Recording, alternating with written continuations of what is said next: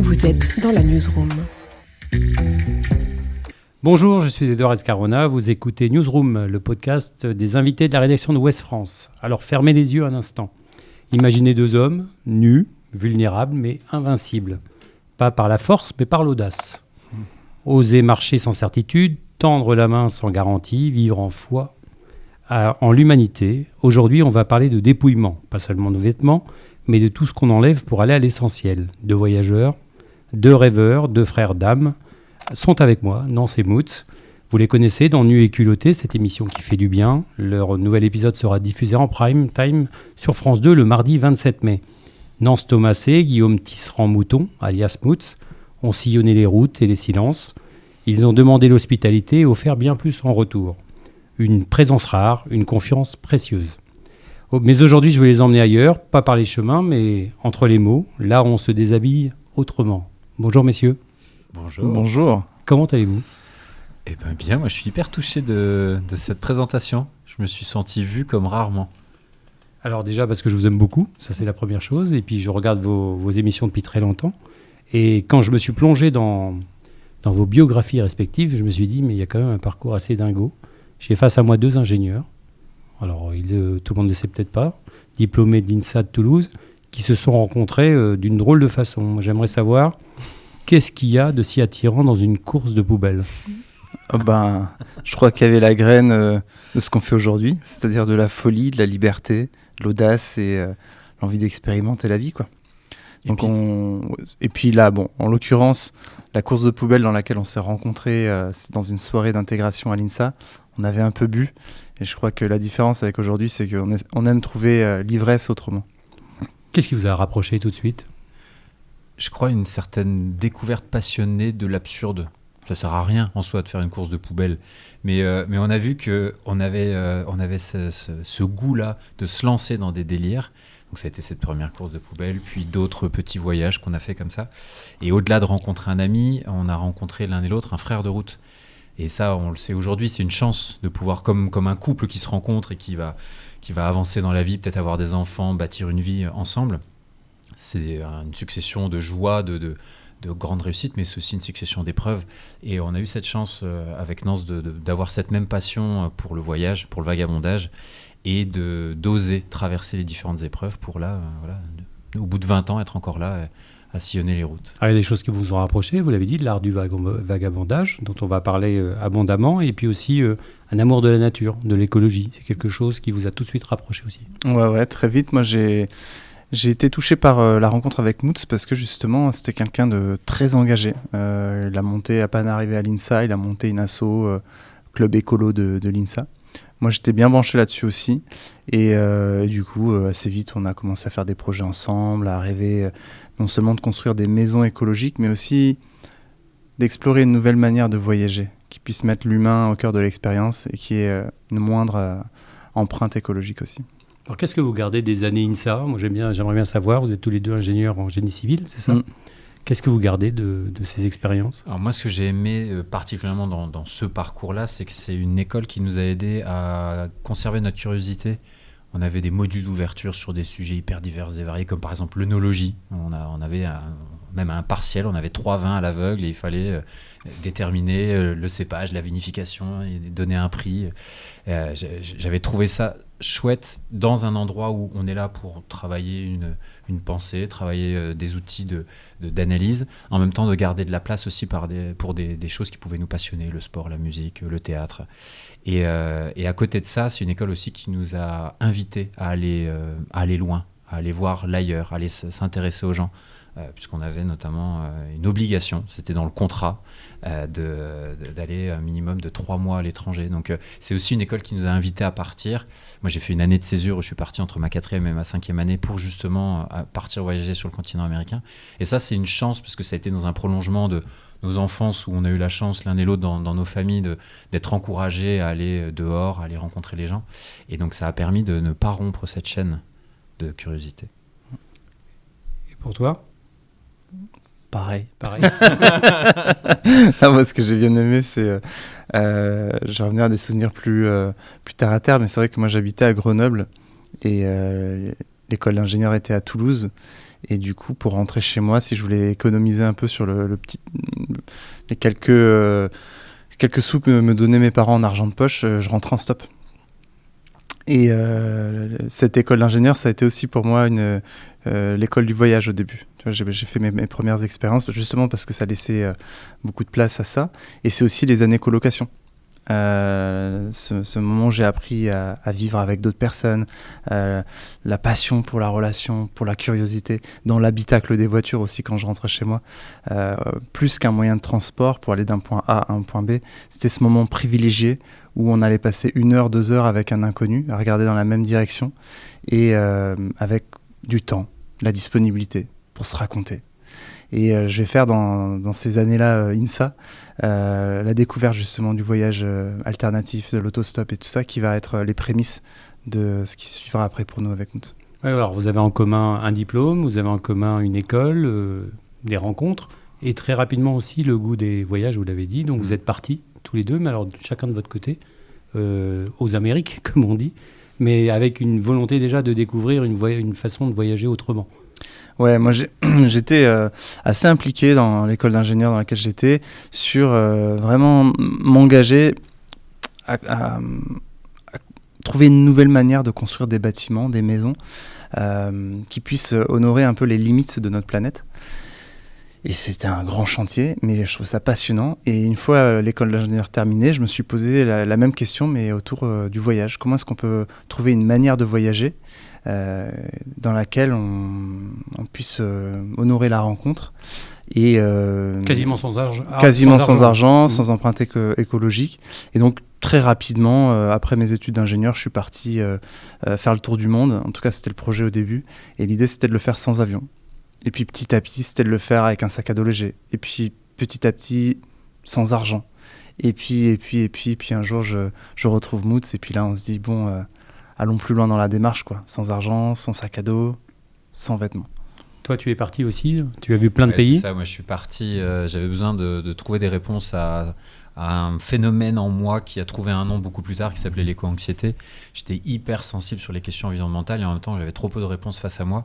Et du coup je suis parti, j'étais tout jeune, c'était la première fois que je quittais la France, plus de 15 jours. Et je suis parti faire une centaine de rencontres dans plein de genres de structures, des labos de recherche, des ONG, des startups, des multinationales, qui mettaient en place des solutions concrètes sur des questions environnementales et sociales. Donc il y avait des filets qui récupéraient l'eau de la brume dans le désert pour pouvoir nourrir des cultures, de l'agriculture urbaine. Il y avait du carburant à base d'algues, des maisons en bambou, enfin bref, des choses assez hallucinantes qui ont été d'une part très rassurantes de voir qu'il y avait plein de solutions, beaucoup plus que ce que j'imaginais. Mais ce qui a été assez étonnant, c'est que dans toutes ces structures, autant que ce soit les toutes petites ONG au fin fond du Pérou ou l'ONU à New York, elle se heurtait à un problème similaire qui était non pas un problème d'argent, non pas un problème de technique, mais qui était un problème de confiance entre les gens, entre les parties prenantes, que ce soit les gens qui mettaient en place les solutions, ceux qui en bénéficiaient. Il y avait une sorte de grande difficulté à coopérer ensemble. Et du coup, ça a fait évoluer ma quête de comment est-ce qu'on peut vivre ensemble sur cette planète dans les limites planétaires. Certes, il y a la question technique, mais ça, aujourd'hui, je suis beaucoup plus rassuré. Par contre, la technique humaine, cette écologie humaine, comment on fait ? On ne se connaît pas ou on se connaît peu. Il y a un enjeu, l'eau, le carbone, la biodiversité, peu importe. Comment on fait ? Apprendre à se mettre d'accord, apprendre à tenir dans la longueur, dépasser les heurts de vision, les difficultés de rythme, d'ego. Si on se heurte entre humains et c'est normal. Mais c'est dans Nu et Culotté que j'ai continué cette recherche avec mon pote. On part sans argent, sans vêtements, on se donne un rêve complètement délirant et il va falloir, avec la coopération, avec la confiance avec les gens, il va falloir avancer, subvenir à nos premiers besoins. Et déjà là, il y a des clés claires pour notamment les enjeux de la grande histoire, les enjeux environnementaux. Comment vous avez entretenu la relation pendant cette période, du coup, entre la fin des études, ces voyages ? Vous étiez en contact toujours ou c'est au retour que vous avez repris contact ? C'est très simple, ça s'appelle Lego. Ouais. On s'envoyait des photos de nous sur les moyens de transport les plus improbables qu'on trouvait sur la route, en autostop. Donc ça pouvait être du sidecar stop, du bus de toit stop, du train stop. Je me souviens quand il m'envoyait sa vidéo en train de faire du train stop en Alaska. J'étais vert de jalousie. Je dis mais comment est-ce qu'il fait ça? Et donc en fait on se stimulait l'un l'autre à partir en fait de plus en plus dans notre aventure quand on était dans nos voyages en Amérique. Et ce qui a fait que quand on est rentré après en France en 2010, on était bien en lien, on savait ce qu'on avait vécu.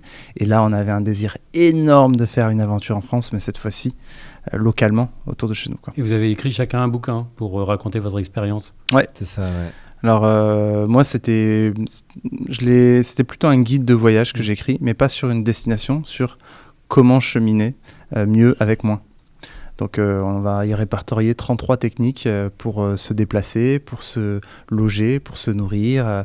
On va explorer toutes les techniques que nous on a développées sur le chemin, et pour permettre à d'autres de prendre la route aussi avec un petit budget ou pas d'argent. Vous aviez envie de découvrir l'art du vagabondage, vous avez pu l'expérimenter finalement, et quand vous êtes revenu encore plus, enfin avec des certitudes, c'est quelque chose qui vous plaisait. Oui, c'est ça. Et puis, en fait, au-delà d'avoir confirmé une sensation de ouais, ça nous plaît, et oui, ça assoit ça, il y a aussi une énorme surprise, c'était la rencontre avec le cœur des gens. Quand on traverse un désert, que ce soit l'Atacama, l'Arizona, et qu'il y a des gens qui s'arrêtent alors qu'il y a une voiture qui passe par heure, on se dit tiens, c'est quelqu'un qui est... C'est pas monsieur ou madame tout le monde qui va s'arrêter, qui va nous emmener peut-être faire 1 heure de détour pour nous poser au bon endroit, nous accueillir dans sa famille alors qu'il y a une célébration, il y a plein de gens qui sont là. Les gens qui font de la place pour nous, petits voyageurs de passage, un peu sales, avec son sac à dos qui parle pas bien la langue. Ouais, là, moi, j'avoue que j'ai été transformé par l'accueil que j'ai pu recevoir.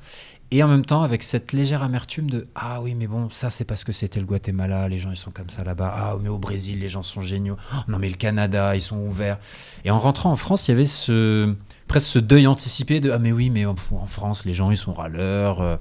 Ils vont jamais nous accueillir comme ça. » Et en fait, on a été énormément surpris quand on s'est lancé dans ce délire, de se dire un beau matin, en juillet 2010, allez, on part sans argent, sans vêtements. Vraiment, si on pousse le bouchon encore un peu plus loin et on voit ce que ça donne. En fait, on a vu qu'il y avait le même accueil que ces Français qu'on croyait connaître, ces gens qu'on imaginait fermés, méfiants, en fait, pouvaient se révéler d'une générosité très étonnante. Il y a de la beauté et de l'espoir au coin de la rue. Ouais. C'est un peu ça, ouais.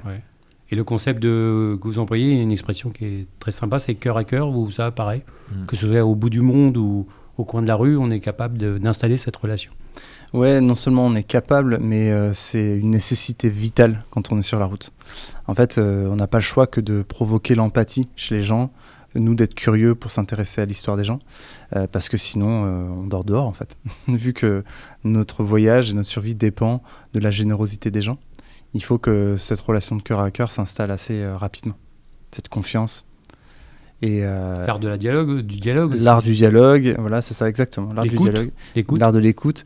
Des fois, il nous arrive de passer 1 heure sur le pas d'une porte, le temps que la personne passe de la méfiance à la confiance. Et ça, toute cette mécanique-là, nous, on s'est régalé à explorer ensemble, à se poser les questions. Mais comment est-ce qu'on passe de la méfiance à la confiance?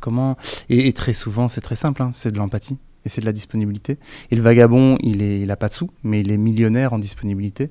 Et quand on arrive à se poser comme ça assez longtemps avec quelqu'un, qu'on induit de la confiance, généralement les défenses, elles tombent. Et puis après, c'est extraordinaire ce qu'on peut vivre ensemble quand on se fait confiance. Et c'est dans vos retours d'expérience, dans vos récits, dans la volonté de créer Nu et Culotté que vous vous êtes dit, tiens, et si on en vivait finalement de ce vagabondage, de ces rencontres, parce qu'il y a quand même...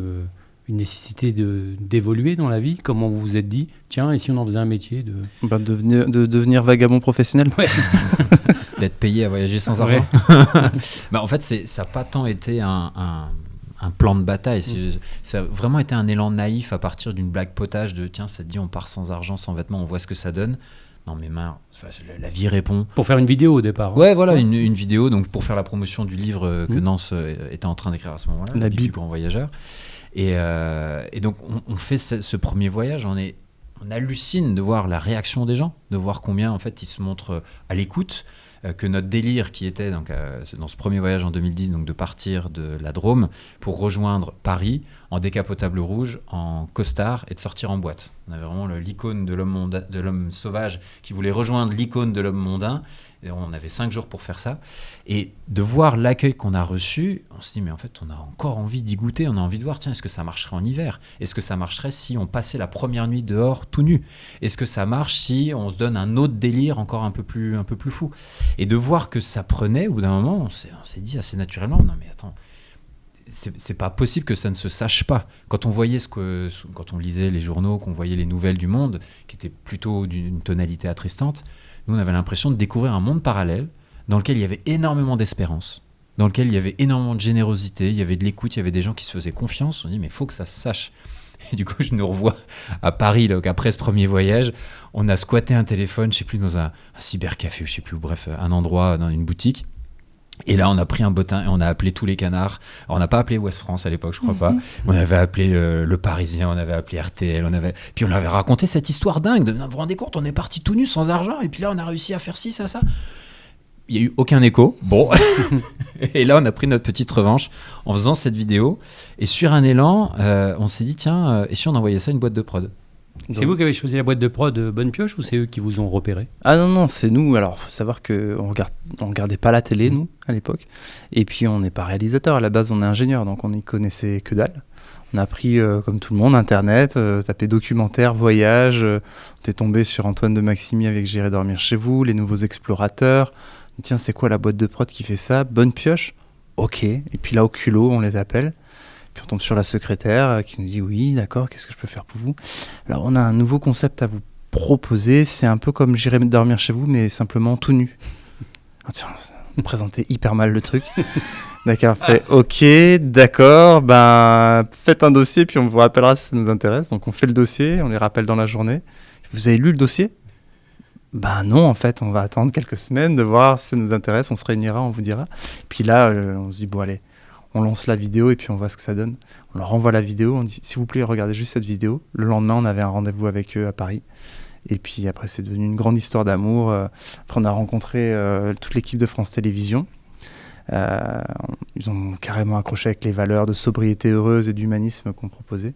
Et depuis, depuis ça fait 45 films qu'on a fait ensemble. 45 films, plusieurs saisons, mais toujours le même esprit, c'est-à-dire que vous en faites pas plus, vous en faites même plutôt moins. On en fait moins, ouais. C'est une volonté justement de ne pas galvauder la démarche, c'est-à-dire de rester authentique, de bien choisir les défis aussi. Exactement, en fait, on s'est aperçu que sur les 2 premières saisons, on faisait 6 voyages, donc 6 films par saison.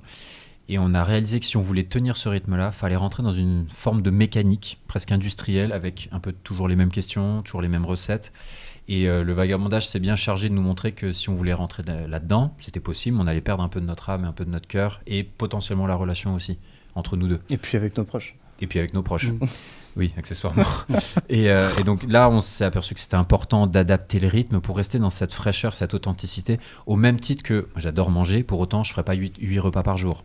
3, ça me suffit amplement. Donc il y avait ce juste rythme à trouver pour rester dans cette même présence aux gens. Et c'est ça l'ingrédient majeur de pourquoi ces voyages fonctionnent. C'est parce qu'on arrive à se rendre suffisamment disponible pour pouvoir se mettre là où la personne est et puis faire émerger cette envie de coopérer, quoi. En moyenne, le voyage, c'est combien de temps ? Je sais que la post-production, c'est très long derrière, le montage, etc. Mais pour ce qui est de... Nous, alors les premiers voyages ont passé 3 semaines. D'accord. Et le plus court, ça a été 1 semaine. C'était au Québec. La rencontre avec Linda Lemay. Et en moyenne, on va dire, c'est 10 jours.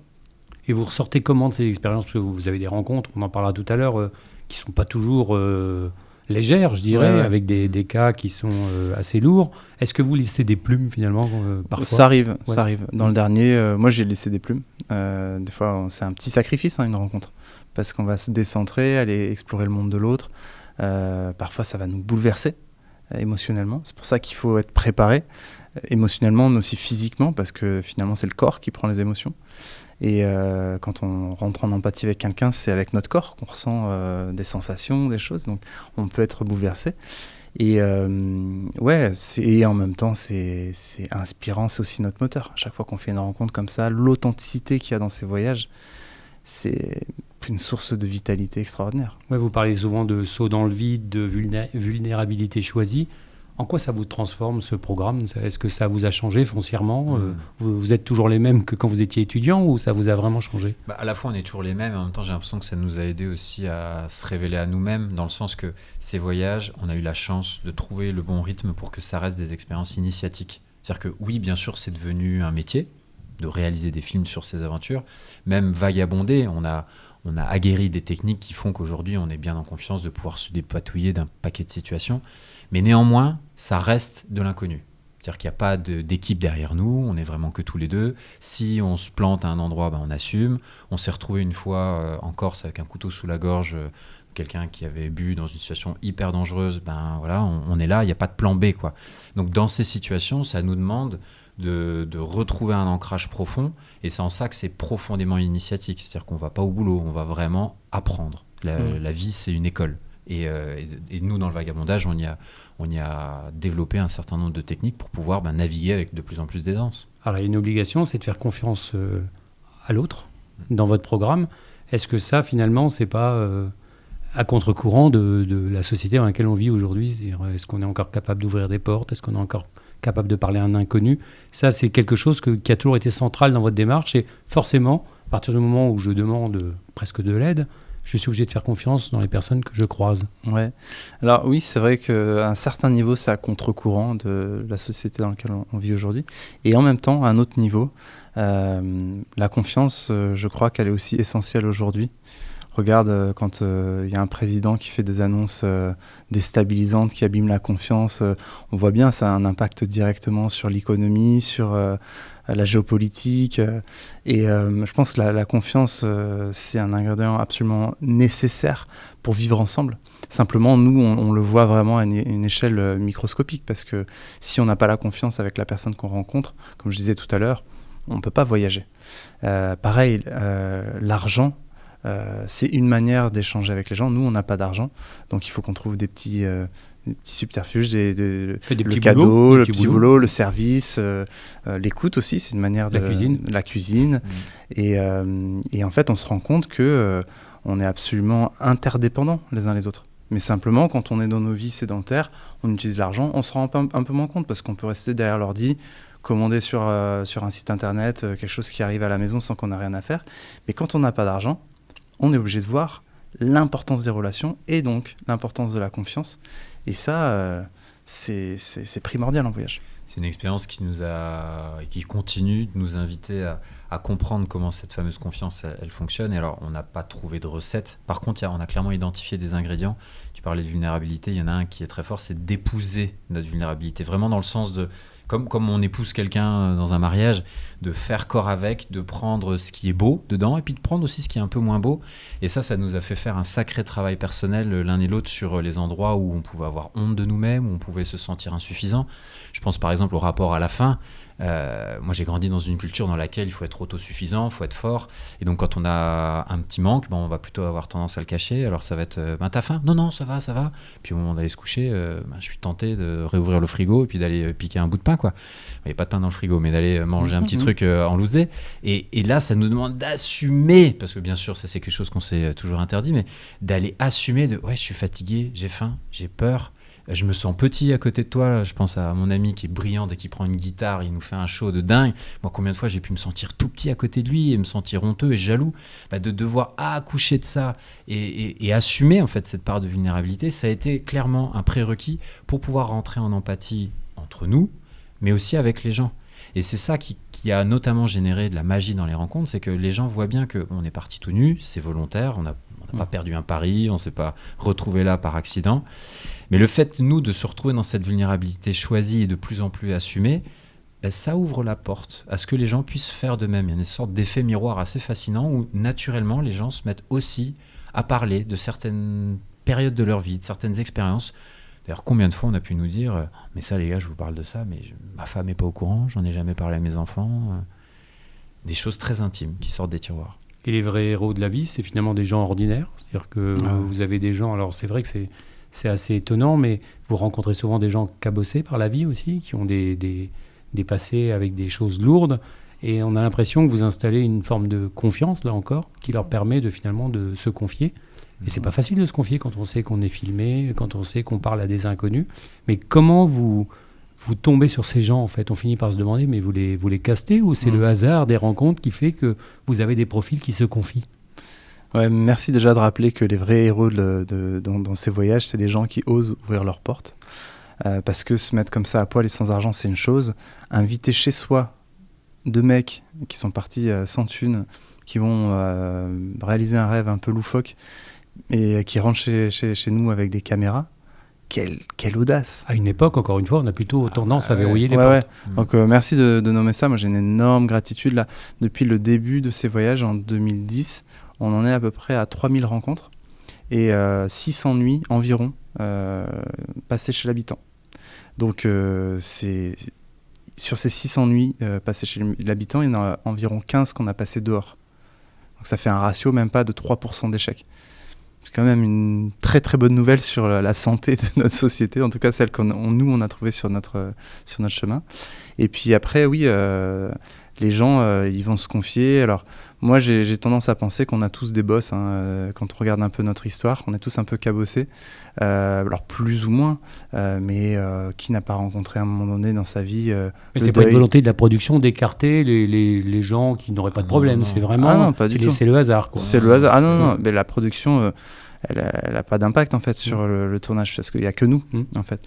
Et puis au début, autant on faisait une centaine de rencontres par voyage. Aujourd'hui, on est plutôt à 15-20 maximum. Et donc à la fin, dans le film, on n'a pas trop de déchets en fait. Toutes les personnes qu'on rencontre dans les voyages, elles sont dans le film. Est-ce que finalement on n'ouvre pas plus facilement sa porte quand on a justement ce passé à porter? Est-ce qu'on n'est pas plus ouvert? Est-ce qu'on n'est pas plus à l'écoute? Finalement, quand on vit bien, qu'on n'a pas de problème, on n'a pas forcément envie d'ouvrir sa porte. Franchement, moi, j'appuie ce que nomme Nance. Je ne suis pas certain qu'on rencontre plus de gens particulièrement cabossés. Oui, ça arrive, mais j'ai souvenir de gens, monsieur et madame tout le monde, qui ont une vie... qui s'apitoient pas. Voilà, qui sont installés, ça va bien. Et simplement, oui, quand on installe cet espace de dialogue où on se donne le temps, c'est ça qui est rare, je crois, dans ces voyages, c'est que... si quelqu'un va consulter l'aide d'un médecin ou d'un thérapeute, la consultation, elle va rarement durer plus d'1 heure ou 2, grand maximum. Là, nous, on peut rester des heures, des jours. Donc, au bout de plusieurs heures, plusieurs jours, puis c'est pas comme une relation amicale où il y a une sorte de réciprocité qui est importante. Là, nous, on peut écouter les gens pendant des heures, vraiment pendant longtemps. Donc, forcément, il y a des choses qui sortent et assez naturellement. En fait, même monsieur, madame, qui ne semble pas avoir de grosses fêlures, en fait, on s'aperçoit qu'on a toutes et tous des vies un peu cabossées. Et il nous arrive des trucs pas forcément très fun. Et on peut en parler et ça fait pas de nous des monstres. Et au contraire, en fait, nous, ce qu'on va chercher derrière ça, c'est à quel endroit il y a de la compassion qui peut émerger. Il y a de la dignité derrière ces fêlures, derrière ces blessures, derrière ces choses qu'on a pu subir ou qu'on a pu faire subir à d'autres, parce que c'est pas que des gens qui ont subi des problèmes venant d'autres. Et à cet endroit-là, il y a une vraie promesse de réconciliation entre humains. Ah oui, ok, voilà, notre vie, elle est ce qu'elle est. On a vécu ce qu'on a vécu et néanmoins, on peut encore être en relation avec ça. Et on peut même se trouver beau, belle avec ça et on peut avancer et se faire confiance. Et ça, moi, je trouve que c'est hyper rassurant dans le monde dans lequel on vit où moi, je vois l'injonction à paraître beau, à paraître fiable, à paraître présent, à assurer. Et oui, je suis ça. Et je suis aussi un humain cabossé avec plein de problèmes. Alors, ce qui est incroyable, c'est qu'ils arrivent à se confier relativement facilement et à oublier presque les caméras. Ça, c'est quand même assez étonnant parce que vous avez plusieurs caméras chacun. Enfin, c'est combien? 3, 4? On a 6 caméras. 6 caméras. Ouais. Donc, forcément, quand vous parlez, quand vous installez ces moments de discussion, vous positionnez les caméras de telle façon à capter. Et là, on a l'impression que c'est plus un problème passé un certain moment. Ouais. Ça, c'est quand même... c'est vous qui arrivez à installer ça. Oui, avec le temps, on a appris à rendre ces caméras... plus légère et pas invisible mais en tout cas discrète. La première des choses, c'est ça. La première des choses pour nous, ça a été déjà d'apprendre techniquement à gérer ces caméras sans que ça nous prenne trop de charge mentale. C'est pas votre métier au départ d'être cadreur. Mais bon, c'est du matériel qui est assez simple. Tout est en automatique, mais quand même le cadrage, la carte mémoire, la batterie, il faut quand même qu'on gère ça. Et au bout d'un moment, c'est devenu un peu une extension de notre bras. Donc ça a aidé à pas trop prendre d'espace dans la relation. Ensuite, il y a le fait qu'on est 2. Donc il y en a un qui va plus gérer la réalisation de la séquence, par exemple, quand l'autre, lui, va assurer la discussion, les questions, etc. Et enfin, il y a aussi le fait qu'on sait pertinemment pourquoi on prend une caméra. Ce qui peut être délicat, des fois on a des questions de jeunes voyageurs qui viennent nous voir et nous disent « mais moi je veux voyager comme vous, mais quand j'arrive chez l'habitant, je me sens mal à l'aise avec ma caméra ». Et je leur pose souvent la question « mais pourquoi tu veux filmer ?» Nous, notre motivation, elle est très claire. On sait que quand une personne se livre sur son intimité, potentiellement, elle délivre 1 million de personnes qui écoutent et qui vibrent sur ce témoignage. Donc on n'y va pas par voyeurisme, on y va pour libérer de la parole. Parce que quand la personne parle d'elle, elle parle de plein d'autres aussi. Et on y va avec notre passion de vagabond. De la même manière, quand on toque à une porte, on fait notre demande avec passion, mais si la personne nous dit non, on accueille la réponse et on dit ok, on trace notre route. Quand la personne, on recueille son histoire, on sait pourquoi on est là, mais si à un moment donné elle dit je me sens plus trop à l'aise, ok, on éteint les caméras, il n'y a pas de problème. Et ça, les gens, je pense, se sentent très libres. C'est souvent des feedbacks qu'on a, et très libres. Et finalement, à la fin, quand on finit la rencontre, ils nous disent putain, on a oublié les caméras. Alors, quand vous terminez la rencontre, vous avez un petit rituel, c'est de leur faire un cadeau. Pourquoi ce besoin de leur offrir quelque chose, fait avec vos mains généralement? À la base, ça venait d'une sensation de vouloir retrouver un équilibre, parce qu'on reçoit énormément, on reçoit de la nourriture, on est accueilli, une douche, des vêtements, des conseils, des objets dont on peut avoir besoin pour notre quête. Et on pouvait se sentir presque enseveli et des fois même surchargé de gratitude et très inconfortable de ne pas pouvoir rendre. Et donc le cadeau, il est né de ce constat-là, on a envie de pouvoir rendre quelque chose. Et puis petit à petit, on s'est aperçu que le cadeau, donc effectivement, qu'on fait avec un bout de papier, on va faire un origami, on va écrire une chanson, on va faire un petit dessin, on va juste signifier quelque chose, ça n'a pas besoin d'être extraordinaire. C'est juste à un moment donné où on met du cœur, on prend un peu de temps pour dire « ce moment qu'on a vécu, il a été important, il a été spécial pour nous et on a envie de l'ancrer dans un petit objet qui va rester. » D'ailleurs, c'est très souvent qu'on est surpris de voir combien les gens prennent ça très à cœur et puis ça finit sur la cheminée et puis ça reste là pendant des années. Parce que aussi, je crois que ce cadeau, il a de plus en plus pour fonction de dire aux gens « on t'a vu là où tu es ». Je repense à Stéphane, par exemple, qu'on a rencontré, donc un homme qui souffrait d'alcoolisme assez sévère et c'est un homme qui vivait chez lui dans un appartement, il avait plein de têtes de mort. Forcément, on l'a questionné, mais pourquoi est-ce qu'il y a toutes ces têtes de mort en drapeau, en vaisselle, en différentes illustrations? Et sa phrase, c'était de dire la mort, c'est peut-être la seule chose qui nous relie. Et du coup, dans le cadeau qu'on a fait à la fin, on a fait un arbre sur une de ces têtes de mort, un arbre en papier mâché, avec des fleurs sur chacune des branches. Et dans le poème qu'on lui a écrit, il y avait si la mort nous relie, la renaissance aussi. Et c'est vrai que pour nous, le cadeau, c'est aussi une manière de remettre la personne, d'une part, dans sa dignité, parce qu'elle nous a ouvert son cœur, ses tripes. C'est de lui dire, on t'a vu, et on te voit dans ton humanité, dans ta dignité. Et c'est aussi de transformer toutes ces énergies qui, parfois, sont lourdes, ces émotions, ce deuil et tout ça, et de les sublimer en quelque chose de beau, quoi. Par exemple, cet arbre. Donc nous, quand on part de la maison, qu'on a posé notre cadeau, on a l'impression qu'on a fait place nette, dans notre jargon, on dit, on a rhabillé la personne, et on part et voilà, l'histoire est bien terminée proprement et ça nous aide à retrouver de la disponibilité pour la prochaine rencontre. Lequel est meilleur en cocotte à papier du coup? C'est Moots. On a chacun nos petits talents et moi ça j'avoue que c'est un endroit où je me suis bien régalé. Alors avant de passer sur un autre thème, je voulais savoir sur Nu et culotté, comment vous pouvez imaginer des défis pareils? D'où ça vient, ces défis un peu dingues? Alors, c'est quoi tes hypothèses? Aller un concert au-dessus du Mont-Saint-Michel comme dans le prochain épisode, c'est quoi? C'est une soirée arrosée? Alors justement, on tient à préciser que tout ça est fait sans aucun psychotrope, aucune consommation, rien du tout. En fait, on a eu 2 chapitres pour trouver les rêves. Le premier, c'était de puiser dans notre besace à rêve, vraiment dans notre imaginaire collectif. Et puis, l'enjeu était de trouver un rêve de gosse, d'aller rencontrer un druide en Bretagne, d'aller passer la nuit dans une oasis dans le désert du Sahara ou boire le thé avec un lord. Voilà, il y avait des archétypes, des personnages, on peut tout à fait imaginer un lord, un druide, etc. Et puis, au bout d'un moment, on s'est aperçu que certains rêves faisaient moins sens, notamment parce que la société évolue et qu'il y a les questions environnementales qui sont de plus en plus oppressantes et donc ça faisait moins sens de prendre l'avion par exemple. Il y a eu aussi une forme d'effritement notre besace à rêve s'est tari, on a eu la chance d'en vivre tellement qu'une fois qu'on l'a vécu, on n'a pas spécialement envie de le revivre une deuxième fois. Et donc là, on a été amené à devoir penser les rêves autrement. Et donc, plutôt que de se demander, tiens, c'est quoi le rêve de gosse qu'on aimerait réaliser dans ce voyage, on s'est demandé, tiens, toi, aujourd'hui, là, de quoi t'as envie ? Laisse monter tes envies, même si c'est irrationnel. Ok, ben moi, aujourd'hui, je sais pas, j'ai envie de musique. Et toi ? Ah, moi, plutôt de montagne. Ok, vas-y, tirons le fil. Quel type de musique ? Bah, je sais pas, du piano. Et toi, dans la montagne ?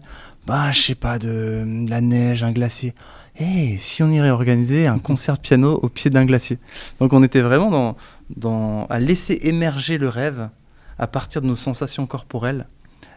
Et des fois, ça nous emmène dans des endroits assez lunaires, comme par exemple, et si on allait organiser un concert dans le ciel. Et ça, c'est le film qui va sortir le 27 mai sur France 2. C'est un beau teasing. À l'écran, votre relation semble fluide, harmonieuse. C'est le cas tout le temps ou il y a des tensions quand même de temps en temps Alors, il y a des tensions, bien sûr, et heureusement, parce que pour nous, c'est un terreau d'apprentissage extraordinaire, les tensions, les conflits, ou comment on appelle ça, des frictions. Des frictions, ouais. Moi, je dirais qu'on s'engueule de mieux en mieux. on a très peu de conflits, des vrais conflits, mais par contre, au quotidien, on est un vrai petit couple, quoi. Pourquoi tu fais ton plan comme ça, faudrait le plus se faire comme ça, puis mais t'as oublié les batteries, t'as oublié ceci. Donc voilà, on a nos personnalités, nos trucs, mais encore une fois, parce que c'est absolument nécessaire qu'on s'entende dans un voyage pareil, parce que si nous on n'est pas bien entre nous, il n'y a pas de voyage. Plus, quoi. Et ben du coup, on se donne les moyens de se dire, ok, et depuis le début de ces voyages, on s'est dit, la priorité, c'est la relation. Donc dès qu'il y a une tension, on arrête les caméras, même si on est au bord de la route par 40 degrés, on arrête les caméras et on parle. Et des fois, ça dure des heures. Alors aujourd'hui, ça le fait moins parce que on a fait nos armes dans la relation au début. Là, ça va, on récupère justement les fruits de ça. Mais ça a donné des situations assez cocasses, notamment une, je pense, en Islande. Donc on était parti du nord de la France pour aller espérer voir une aurore boréale en Islande. Donc c'était en plein hiver, en 2013. Et le voyage avait été assez éprouvant. Il a fallu traverser la Manche, l'Angleterre, l'Écosse, la mer du Nord. Donc tout ça, bien sûr, sans argent. Un voyage de 3 bonnes semaines. Et puis arrivé en Islande, on était rincés.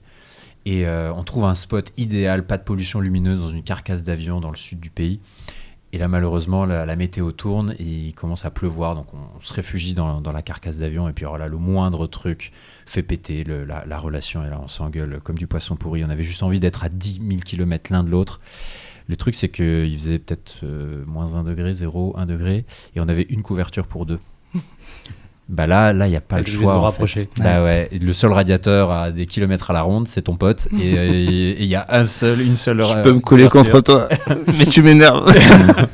Mais ouais, du coup, ça nous a tellement éprouvés au point qu'il a fallu trouver des solutions, être capable d'écoute, être capable de renoncer, de voir quand on passe, dans notre jargon, on appelle ça passer en mode tête de con, le moment où en fait. Œil pour œil, dent pour dent, enfin c'est plus rationnel en fait, ça devient juste de la grande bêtise humaine.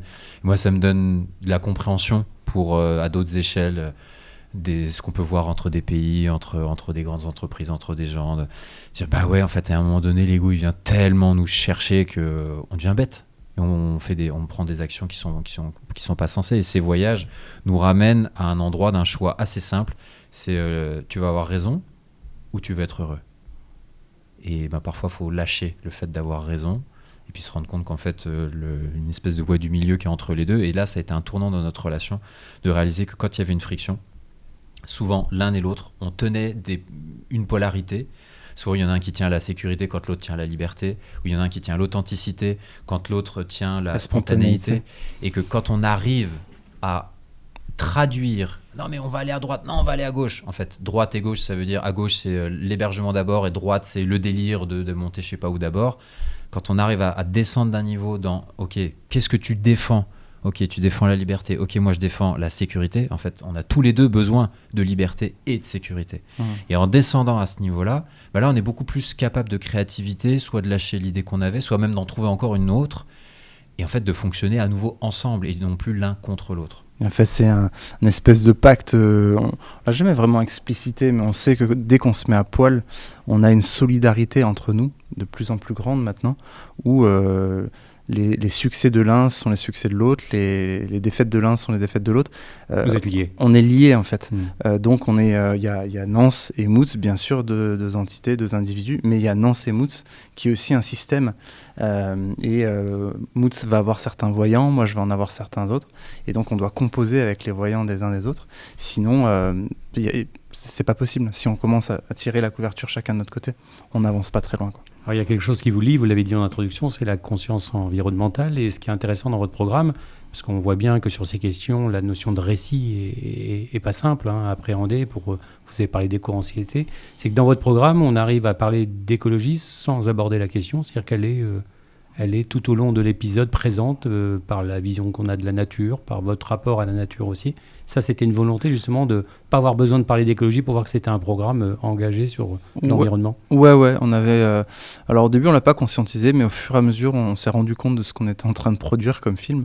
En fait, Nu et culotté, c'est un monde dans lequel l'écologie n'est pas une injonction morale, c'est la base même de comment est-ce qu'on va vivre, se déplacer, manger, dormir chez l'habitant, se déplacer à pied, en stop, etc. Et s'il y a un message à transmettre, il ne sera jamais de manière frontale, mais il sera toujours par le témoignage en fait. On va témoigner nous-mêmes et surtout, très très important, le moteur, ça va être la joie. C'est-à-dire, on ne va pas faire les choses parce qu'il faut voyager sans avion, parce qu'il faut voyager sans émettre du CO2. On va le faire parce que ça nous rend vivants et ça nous rend heureux. Et ça, c'est une particularité, je pense, qu'on retrouve dans Nu et culotté. Il y a un rapport à la consommation, forcément, qui est un peu... Vous partez sans argent, donc vous n'allez pas sur le superflu, vous allez à l'essentiel. Arriver à manger, vous nourrir. On s'est aussi fait surprendre par cette forme-là, nous-mêmes, parce que ce n'était pas tant intentionnel, comme le disait Nance à la base. On a réalisé petit à petit que la posture du vagabond qu'on habitait dans ces voyages, ça cohabitait assez difficilement avec le fait d'être prosélyte d'une pensée, d'une opinion ou d'une manière d'envisager la vie. Et que on trouvait de plus en plus de fluidité quand on était dans cette souplesse de se mettre à la place des gens, de comprendre comment ils fonctionnent, et puis bien sûr, si on tombait chez des gens, j'en sais rien, moi qui étais cannibale, on se serait, forcément qu'il y a des questions éthiques qui se posent à un moment donné. On n'a jamais été dans des points aussi éloignés que ça. Mais en tout cas, on s'est fait enseigner par cette posture qui est dans une forme d'accueil et de gratitude constante. Et d'ailleurs, à un moment donné, ça s'est personnifié sous la forme d'un jeu théâtral entre nous. C'était en 2014, c'était la Coupe du Monde au Brésil, je crois, et on était donc dans un voyage dans les alpages avec une bergère. Donc on l'aidait à planter sa clôture. On était hébergés chez elle pendant quelques jours. Et donc il y avait une radio qui diffusait une émission sur le vaudou, la spiritualité vaudou au Brésil. Et on est parti dans un délire. Le délire de l'adorant, du croyant vaudou. Et du coup, voilà, c'est un personnage qui nous a suivis pendant beaucoup de voyages, où on s'est réfugié derrière ce personnage, parce que nous, on n'a pas de religion avec Moods, mais c'est vrai que ça faisait du bien de se remettre à plus grand que soi. Donc on avait créé notre dieu vaudou. Et quoi qu'il se passait dans nos journées, si c'était difficile, si c'était agréable ou pas, on remerciait. Il y avait toujours quelque chose à apprendre. Et petit à petit, on a laissé infuser cette sagesse-là. Et c'est vrai qu'aujourd'hui, cette posture-là de gratitude, de reconnaissance et on rebondit de résilience, nous accompagne beaucoup sur la route. Et je dirais, moi, si tu disais, il n'y a pas on est prosélyte de rien, peut-être d'une seule chose, ça va être la curiosité. Quoi qu'il se passe, que ce soit à l'intérieur de nous, que ce soit dans la relation, que ce soit avec les gens, quoi qu'il se passe, d'être curieux. Mais qu'est-ce que vous vivez ? Qu'est-ce qui fait que, par exemple, des fois, les gens, moi c'est Moods qui m'a enseigné ça, les gens nous disent non, venez pas dormir chez nous, on veut pas. Je dis bon, vas-y, viens, on s'en va. Et Moods, il était là. Est-ce que je peux juste vous poser une question, madame ? Qu'est-ce qui fait que vous avez peur, s'il vous plaît ? Avec tout ce qu'on entend à la télé, c'est pas possible de vous héberger. D'accord. Donc c'est parce que vous entendez ça à la télé ? Oui, la télé. Avant c'est vrai que c'était possible, mais aujourd'hui, peut-être qu'on pourrait. Oui. Allez, venez prendre un verre, on verra. Et en fait, la curiosité, c'est ce pouvoir magique elle est là, la véritable nudité. C'est-à-dire de voir l'autre avec le regard d'un enfant. Dire j'ai aucun a priori sur toi, et encore une fois c'est facilité par le fait que sur la route c'est très encombrant d'avoir des jugements sur les gens, c'est très très encombrant, c'est limitant même, ça va nous rendre la vie plus difficile, et donc de profiter d'être dans le voyage pour se mettre à poil dans nos jugements et s'intéresser à l'autre, peu importe son parti politique, peu importe ses idéaux, et se dire ok, ce soir c'est peut-être toi qui va m'héberger, donc raconte-moi, t'es qui? Et on va explorer l'autre comme on découvre un nouveau pays, hein, avec ses idées, avec sa manière de penser, avec ses aspirations, avec ses blessures, avec ses forces. Et c'est ça qui va faire pour moi la beauté, la profondeur de la rencontre. Ce qui est intéressant, c'est qu'en télévision, on a souvent des programmes de témoignages, mais sur des thèmes qui sont presque imposés par l'émission en elle-même. C'est-à-dire, on va témoigner sur tel thème. Vous, le témoignage, finalement, c'est l'interlocuteur qui décide de quoi il a envie de parler. On n'a aucune idée. Nous, on se donne une trame, on part d'un point A. Mettons là le prochain, donc le 27 mai, donc ce sera Objectif Mont-Saint-Michel. Donc on est parti d'une petite île au large de Cannes en Méditerranée et on savait qu'on voulait organiser un concert dans le ciel en haut du Mont-Saint-Michel. Maintenant, le fil rouge des rencontres, les témoignages, les histoires des gens, c'est le hasard. 2 minutes avant, on n'a aucune idée de qui on va rencontrer. Et ça peut arriver de n'importe où et de n'importe quel sujet. Nuit et culottée, c'est un spectacle d'impro qui dure 2 semaines, quoi. Et c'est-à-dire qu'en préparation, vous n'avez pas grand-chose à faire, hormis déterminer à peu près le parcours, mais vous préparez pas vos interviews, vous préparez rien. Non. La seule chose, alors oui, effectivement, on écrit d'où est-ce qu'on part. Ah oui. Faut quand même qu'on s'assure que pas très loin, il y a un petit village quand même avec des habitations, qu'il y ait des ressources pour se vêtir, qu'on puisse pas se faire trop mal aux pieds, etc. Donc il y a quand même 2-3 trucs à checker. Il y a une destination aussi à trouver avec un rêve qui nous fait délirer, avec une région peut-être avec un caractère un peu marqué. Donc là, ça va être par exemple la Normandie avec le Mont-Saint-Michel. Et puis entre les deux, il y a là quoi. On ne sait pas ce qui va se passer. Même le parcours, on n'en a aucune idée. Et la production, enfin la société de production, c'est pas où vous êtes du coup, c'est pas ce que vous faites. Non, bah on a un téléphone avec nous, on les tient. Mais généralement aujourd'hui, ils nous demandent plus. On se dit, on s'envoie une petite photo avant de partir et à la fin du voyage. Sauf quand on a une caméra qui casse ou quelque chose comme ça. Mais quand vous partez, et j'ai eu la chance de voir l'épisode en question, c'est que quand vous partez, vous savez pas si vous allez réussir en fait. Non. Si vous allez réussir jamais. le défi. Jamais. Et donc s'il y avait eu échec au bout, comment vous appréhendez ça? C'est là, faut mieux pas se poser la question au début d'un voyage parce que là, pour te dire, celui-là, quand on a dit à toutes les équipes, voilà, notre rêve cette fois-ci, ça va être de partir organiser un concert dans le ciel au-dessus du Mont-Saint-Michel. Tout le monde a trouvé le rêve excellent, mais au moment de partir, notre producteur nous l'a pas dit sur le moment, il nous l'a dit plus tard. Il dit les gars, honnêtement, je pensais qu'il n'y avait même pas 5% de chance que vous arriviez à faire ça. Parce que la Normandie, déjà, pour avoir les conditions météo... Oui, parce que le Mont-Saint-Michel est en Normandie. Hein. Ah oui, voilà. Pas en Bretagne. C'est ça. Pour avoir les bonnes conditions météo, c'est pas simple. On est au bord de la mer pour trouver un pilote de montgolfière qui puisse piloter au bord de la mer sans finir, perdu au large, c'est pas simple non plus. Il fallait qu'on arrive pile poil, nous, dans la bonne fenêtre météo, sachant qu'on n'avait pas non plus 3 mois de voyage. Tu vois, et puis le type de la montgolfière, il a aussi une histoire à raconter, lui. Donc c'est-à-dire que vous tombez en plus sur un bon client. C'est ça. Donc c'est quand même toutes les planètes se sont alignées. C'est ça. Donc il y a une partie, on va dire, bonne étoile dans ces voyages, mais on vient quand même la chercher, la bonne étoile. Les gens nous disent souvent, mais vous avez beaucoup de chance. Oui, c'est vrai, mais... Et on lâche rien. On lâche rien. C'est-à-dire, c'est pas genre... On commence le voyage et dit allez c'est bon la chance, fais le voyage. Non, nous on donne tout. Et là je vais te donner un exemple assez frappant. Dans notre tout premier voyage, on est parti aller faire de la montgolfière, du parapente en Corse et on est parti depuis la Drôme. On a trouvé une forêt paumée de chez paumée. C'était début avril, ils annonçaient 0 degré pour la nuit et nous on avait dit qu'on allait passer une nuit dehors à poil. Pour ça, on voulait allumer du feu. Donc on commence à essayer d'allumer du feu par friction, tu vois, en frottant 2 bouts de bois. J'avais appris cette technique. Sauf que ça marche pas ce soir-là. Ça marche pas. Le soleil commence à tomber, la nuit arrive, il commence à faire très froid. Et on se dit, si on n'a pas de feu, il nous faut de l'isolation, il nous faut une couverture. Donc début avril, on essaie de trouver un peu de feuilles, un peu de mousse sur les rochers, mais il y avait quasiment que dalle. Mais on y va, on y croit, on cherche de la mousse et tout ça. On est paumé au milieu d'une forêt. Et là, à un moment donné, Moots hurle, non, regarde ce que j'ai trouvé sous un peu de mousse. Il avait trouvé un briquet. Et donc, ça, c'est énormément de chance. C'est beaucoup de chance. Mais on n'est pas resté assis à côté du feu qui marchait pas. Tu vois, on s'est bougé les fesses. Ouais. Et ce soir-là, d'ailleurs, pour la petite anecdote, on a fait semblant d'allumer le feu avec les bouts de bois parce qu'on s'est dit personne n'allait nous croire. Donc le premier voyage, on a réduit la réalité. Le miracle était tellement grand qu'on n'a pas assumé.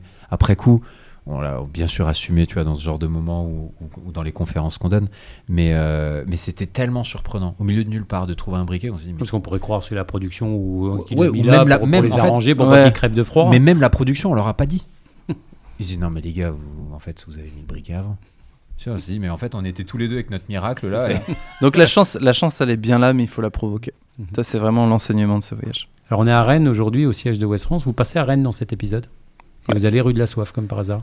Comme par hasard, ouais. Ah Sachant oui, qu'on n'est pas du tout des buveurs nous, aujourd'hui, parce qu'on s'est rendu compte avec le temps que au début, quand on arrivait chez l'habitant, les gens sortent une bonne bouteille, etc. Mais sauf que c'est la fête pour les gens.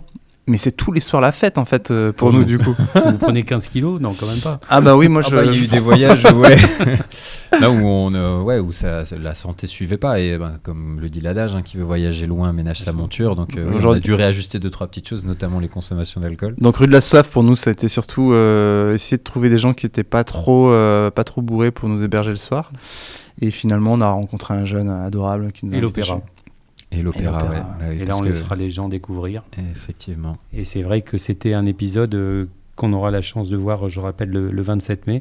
Qu'est-ce que ça t'a fait, toi, de voir ce film? Moi, je l'ai trouvé alors j'ai vu tous vos épisodes, je trouve qu'il est vraiment dans le top 3. Je trouve qu'il a quelque chose, une dimension. Alors déjà, dans les rencontres, qui sont assez incroyables. Dans le final, qui est époustouflant, parce que sur le plan des images...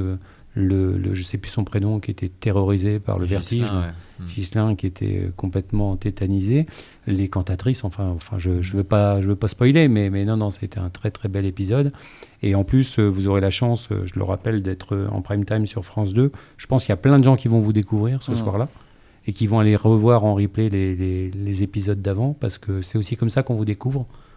Par un épisode, on se dit au début, et puis on regarde, on se dit c'est pas mal quand même, puis on y retourne. Non, j'ai trouvé que c'était vraiment très humain. Et d'ailleurs, je me suis posé la question en vous regardant avec tous ces gens, est-ce qu'il n'y a pas des personnages qui vous hantent après un peu, où vous avez du mal à oublier cette rencontre parce qu'elle était rude, elle était dure, c'était des histoires qui étaient poignantes. Voilà, je me dis, est-ce que c'est pas lourd? Est-ce qu'aujourd'hui encore, il y a des personnages auxquels vous repensez régulièrement? Vous dites, tiens, je me demande ce qu'il est devenu. Alors, de temps en temps, effectivement, on repense à des gens qu'on a rencontrés. Moi, je pense régulièrement, par exemple, à Stéphane, qu'on a rencontré, quand on l'a rencontré, il était en train d'essayer d'arrêter de boire. Et quelques semaines après la rencontre, il nous a dit, c'est bon, j'ai complètement arrêté. Donc ça, pour nous, on est très, très heureux, quoi. Puis, de temps en temps, on prend des nouvelles, tout ça. Mais je dirais que moi, ce qui va me hanter, c'est pas tant les rencontres que je vais faire sur la route, c'est plutôt l'écho que ça va avoir en moi après. Parce que l'autre est une fenêtre sur l'humanité, mais c'est aussi un miroir sur soi-même. Et ce qui est extraordinaire dans le voyage, c'est que quand on rencontre l'autre, quand on va loin dans la rencontre, dans le partage de ce qu'on a dans le cœur, très souvent, l'autre va nous offrir un peu un miroir sur une facette de nos vies, que peut-être qui était restée un peu à l'abandon, qu'on avait oublié de regarder, de prendre dans nos bras. Je me souviens par exemple une jeune femme que j'avais rencontrée quand on était dans l'arrière-pays niçois, et qui vivait toute seule dans la nature avec ses chevaux. Et dans son histoire, alors quand on l'a rencontrée, elle avait peut-être 25 ans, elle était partie à 14 ans avec un homme qui avait 24 ans. Et ses parents l'avaient laissé partir parce que son désir de liberté était irrépressible. Et en fait, moi, en questionnant cette femme, j'ai capté à un moment donné que c'était une manière pour moi de rencontrer ma sœur, qui est décédée quand j'avais 15 ans, et qui était aussi partie du lycée quand elle avait 16 ans avec un homme qui en avait 10 ans de plus, quoi. Et j'avais pas trop pu lui parler après parce qu'elle est partie, elle est décédée à 19 ans. Et quelque part, de rencontrer cette femme, ça m'avait fait un écho énorme sur mon histoire personnelle. Et ça m'a permis de cheminer énormément, de réactiver des souvenirs. J'en ai parlé après à mes parents. J'ai mieux compris ma sœur, parce qu'au début, j'étais en colère contre elle. Pourquoi t'es partie comme ça de la maison, du lycée? Puis en rencontrant cette femme-là, je dis, ah mais oui, des fois, la liberté est si grande, on ne peut pas l'arrêter. Et ça, c'est pas que ça va hanter, mais ça va continuer de travailler après quand on rentre chez soi. Et c'est là, pour moi, l'aspect magique de ces voyages, presque un peu des fois thérapeutiques, c'est qu'on rencontre l'autre, mais en fait, on se rencontre soi. Puis ça permet d'avancer dans des questions très concrètes. Moi, je suis papa d'une petite fille qui va bientôt avoir 5 ans. Et parfois, je me questionne dans mon rapport à l'enfant qu'elle est, l'éducation que je lui donne. Est-ce que je suis pas trop ferme? Est-ce que je suis pas trop mou à certains endroits? Donc ça vient questionner l'éducation que moi-même j'ai reçue. Mais voilà, aujourd'hui, on est en 2025. C'est pas les mêmes enjeux que quand moi j'avais 4-5 ans. Et de faire des rencontres dans des familles dans lesquelles il y a des codes qui sont très différents, mais qui produisent des choses très surprenantes, qui peuvent être inspirantes, d'autres qui ne le sont pas. Ben forcément, c'est des choses derrière, quand on revient à la maison, qui ne partent pas aussi vite. Et c'est en ça que le vagabondage, moi, je voue une passion pour ça, parce que oui, il y a ces voyages, on pourrait s'estimer être voyageur, mais aujourd'hui, je me sens davantage être, d'ailleurs c'est mon nom de famille, un tisserand, à tisser des liens entre le vagabondage, ce qu'on y apprend, et puis la sédentarité. Et c'est notamment pour ça qu'on a lancé le magazine WALP, W-A-L-P. Donc, vous allez nous en parler un peu? Alors, qu'est-ce qu'on y retrouve dans ce magazine? Donc, ce magazine, il a pour vocation de donner la parole à plein de personnes, des hommes, des femmes, peu importe les origines, peu importe l'âge, qui vagabondent. Vagabonder, pour nous, c'est voyager avec volontairement moins de ressources que ce qu'on pourrait emmener. Donc peut-être moins d'argent, peut-être pas connaître le pays dans lequel on va, partir avec un billet aller sans billet retour, partir seul si on n'est pas très à l'aise de partir seul. En tout cas, de partir dans des conditions choisies, mais qui vont induire une forme de vulnérabilité qui va nous mettre à l'épreuve de devoir développer des qualités humaines qu'on n'a pas forcément l'occasion de développer dans notre quotidien, de sédentaire, avec notre boulot, nos proches, notre routine. Et quand on revient de ces expériences-là, et c'est les témoignages de toutes ces personnes dans WALP, il y a aussi des tutos, il y a aussi des défis pour accompagner les gens qui lisent ce magazine à mener l'expérience de leur côté. Mais la promesse de ça, c'est, je ne connais pas aujourd'hui de gens qui se sont essayés au vagabondage, je ne sais pas, voyager avec un âne ou à vélo, partir en couple avec les enfants et aller marcher ou faire du stop. Quand on part comme ça transforme. Ça aide à faire à révéler plein de choses à l'intérieur de soi. Toutes les personnes qui ont fait Saint-Jacques-de-Compostelle, par exemple, c'est un très grand classique, ramènent ce même témoignage. Ça m'a transformé, je me suis rencontré, j'ai mieux compris ma sœur, mon frère, mon père, mes enfants. Je me suis ouvert le cœur. Du coup, c'est des témoignages, c'est un condensé d'inspiration pour celui qui lit le magazine, d'inspiration pour croire soi-même en ses rêves, pour recroire en l'humanité. Combien de personnes nous ont dit, après avoir vu Nu et culotté, « Ah, merci !» Je me remets à croire en l'autre ou je me remets à croire en moi. Et donc l'idée de ce magazine WALP, c'était de donner la parole aussi à d'autres vagabondes et vagabonds, parce que ça vient de bien plus loin que nous et on espère que ça perdurera encore bien après nous. Il y a des centaines de personnes qui font ces expériences aujourd'hui et ça vaut le coup de les entendre parce que ça fait du bien, vraiment. Quand on vous écoute, on a l'impression que vous n'êtes pas lassé, même s'il n'y aura qu'un épisode cette saison. Donc c'est assez frustrant pour les gens qui aiment le programme, mais il n'y en aura qu'un programme, il ne faut pas le rater, même si on pourra le voir sur la plateforme France.tv aussi. Et pourquoi justement ne pas avoir envie de donner plus de rendez-vous à votre public? Là, c'est vrai, vous ne tournez pas en hiver, je crois, ou très peu.